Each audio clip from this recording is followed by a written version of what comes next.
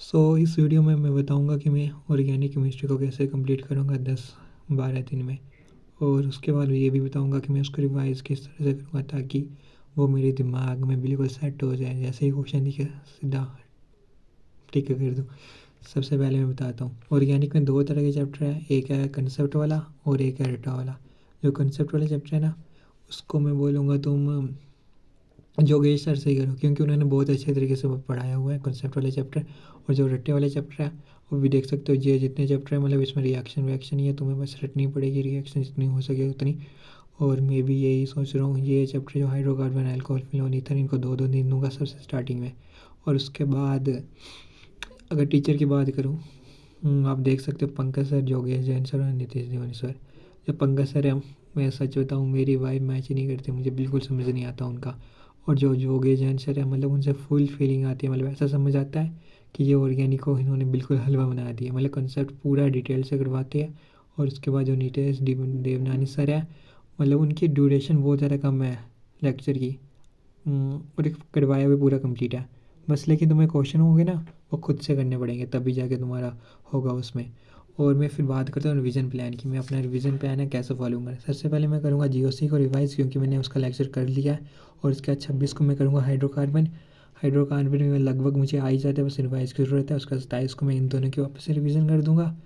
और ये रिवीजन पता है मैंने बार बार किस लिए बोला है, क्योंकि जितनी बार तुम रिवाइज करोगे ना, उतना ज़्यादा तुम्हारे दिमाग में जो कंसेप्ट होगा ना घुस जाएगा और तुम्हें हेल्प मिलेगी। और उसके बाद 28 को मैं कर दूँगा एल्डिहाइड, और 1 को मैं कर दूँगा कीटोन, और 2 को मैं वापस से जीओसी प्लस हाइड्रोकार्बन और एल्डिहाइड और कीटोन, और जो था कार्बोलिक एसिड था मतलब उसको रिवाइज कर लूँगा। और 3 को फिर मैं हेलो एल्केन करूँगा।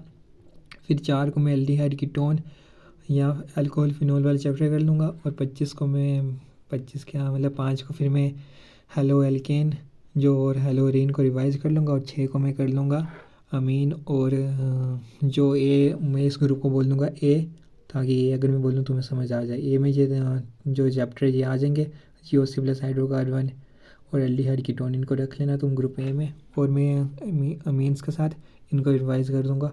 और उसके बाद 7 को मैं करूँगा आइसोमरिज्म और IUPAC। आइसोमरिज्म की मुझे समझ नहीं आती ज़रूरत कहाँ पे, मतलब कुछ क्वेश्चन पूछते हैं और इतना ज़्यादा नहीं पूछते। आइसोमरिज्म तुमने खुद ही देखा, पर एक क्वेश्चन आ सकता है टफ, अगर तुम उसको छोड़ दोगे वही फ़ायदा रहेगा तुम्हारा, क्योंकि उसमें तुम्हें बहुत ज़्यादा ड्रा करना पड़ेगा और टाइम वेस्ट होगा उस क्वेश्चन में। उसको मैं बोलूँगा छोड़ ही देना। और उसके बाद IUPAC, आप सोच रहे हो मैंने लास्ट में क्यों रखी है। IUPAC मैंने लास्ट में इसलिए रखी है क्योंकि जब मैं इन सारे चैप्टर को कर लूँगा मुझे मैक्सिमम जितने फंक्शन ग्रुप है ना वो सारे याद ही हो जाएंगे। और IUPAC में मुझे हेल्प मिल जाएगी मतलब उससे बहुत ज़्यादा। और फिर 9 को मैं GOC hydro plus halo alkane को रिवाइज करूँगा। 10 को अल्कोहल एल्डिहाइड वाले चैप्टर को, और 11 को अमीन और बायोमोलिक्यूल्स, और 12 को IUPAC आइसोमरिज्म और प्रैक्टिकल ऑर्गेनिक केमिस्ट्री। और फिर मैं इसी साइकिल को रिपीट करता रहूँगा। और इसी में मतलब मैं PYQ CYQ इनमें ही लगा लूँगा। और आप देख सकते हो 12 के बाद कितने मुझे मतलब महीना मतलब 40 दिन तो मिल ही जाएंगे रिवाइज़ करने के लिए। और 10 बार लगभग ऑर्गेनिक केमिस्ट्री मेरी रिवाइज़ हो जाएगी एग्ज़ाम से पहले। तुम भी ये प्लान फॉलो कर सकते हो।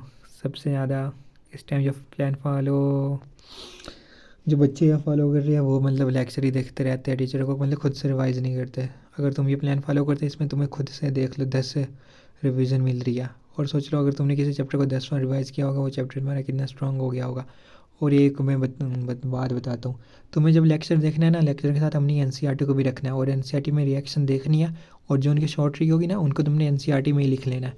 और जब तुम रिवाइज़ करोगे ना, बस हमने NCERT खोलना, और जो सर ने शॉर्ट लिखवाई थी वो खोलना, और जो सर के नोट्स होंगे ना वो खोलना। और नोट से पढ़ के NCERT में जो लिखते रहना, जो एक्स्ट्रा इन्फॉर्मेशन होगी ना वो NCERT में लिखते रहना। और तुमने लास्ट में ये गोल करना कि सर के जो नोट्स हैं ना वो NCERT में आ जाए।